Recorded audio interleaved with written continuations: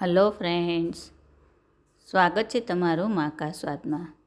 આજે આપણે એક નવા મસાલા સાથે સરગવાની સિંગનું રસાવાળું શાક બનાવીશું. રેસીપી પસંદ પડે તો ચેનલને સબસ્ક્રાઈબ કરવાનું બિલકુલ ભૂલતા નહીં અને બાજુમાં રહેલા બેલ આઇકનને પણ જરૂરથી પ્રેસ કરજો, જેથી તમને મારા નવા વિડીયોની નોટિફિકેશન મળતી રહે. તો ચાલો આપણે રેસીપી શરૂ કરીએ. શાક બનાવવા માટે સૌથી પહેલાં આપણે એક પેસ્ટ તૈયાર કરવાની છે. તેના માટે મેં 2 મીડિયમ સાઇઝના ટામેટાની આવી રીતે પ્યોરી બનાવી દીધી છે. તો એની અંદર હવે આપણે 1 ટેબલ સ્પૂન જેટલું ધાણા જીરું, 1 ટીસ્પૂન લાલ મરચું, 1 ટેબલ સ્પૂન લસણ અને મરચાંની પેસ્ટ છે તે લીધી છે, અડધી ટીસ્પૂન હળદર અને 1/2 ટેબલ સ્પૂન ચણાનો લોટ,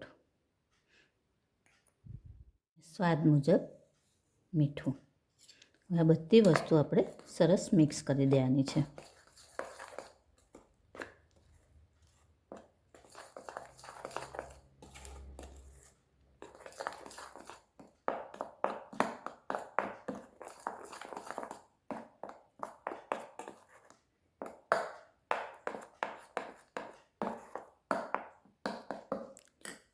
સરસ પેસ્ટ બની ગઈ છે. હવે આપણે શાક વઘારી લઈશું.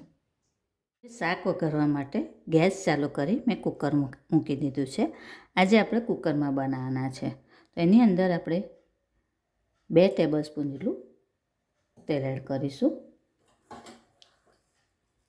અને અડધી ટીસ્પૂન જેટલું જીરું.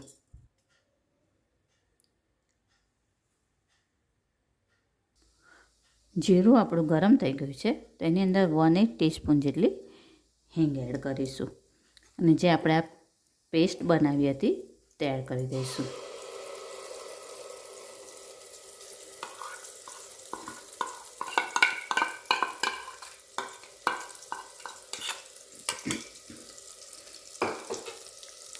ગેસની ફ્લેમ સ્લો રાખીને હવે આને શેકાવા દઈશું.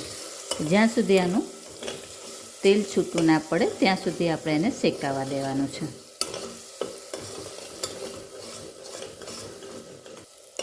આપણે આની અંદર બેસન એડ કર્યું છે, એટલે આને સતત હલાયા કરવાનું, નહીંતર નીચે બેસન ચોંટી જશે.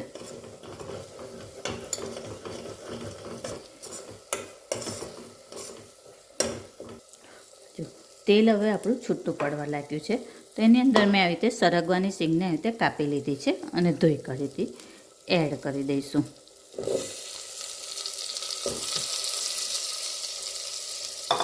સાથે જ 2 ટેબલ સ્પૂન જેટલું એકદમ મોડું દહીં લેવાનું ને 1 ટીસ્પૂન જેટલો ગોળ.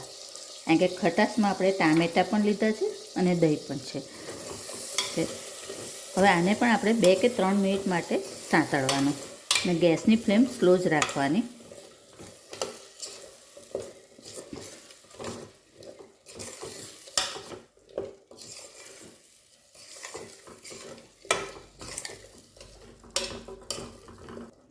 હવે એની અંદર આપણે 1 ગ્લાસ જેટલું પાણી એડ કરીશું. જે બાઉલમાં આપણે પેસ્ટ બનાવી હતી એમાં જ મેં પાણી લઈને એડ કરી દીધું છે અને એક વખત આપણે સરસ મિક્સ કરી લેવાનું.